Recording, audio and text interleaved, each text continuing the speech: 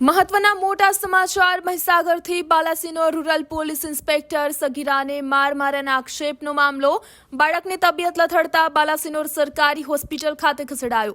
બાલાસિનોર સરકારી હોસ્પિટલમાં બાળક હાલ સારવાર હેઠળ છે। ડોક્ટરના જણાવ્યા અનુસાર વધુ ગભરાહટ અને વોમિટિંગ થતા હાલ સારવાર હેઠળ છે।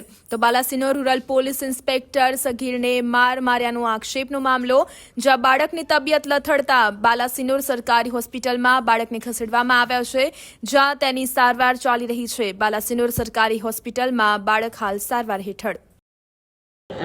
એક પેશન્ટ નિલેશ મહેશભાઈ રાવલ, ઉંમર વર્ષ 15, એમને 108માં અમારી હોસ્પિટલમાં લઈને આવેલ છે।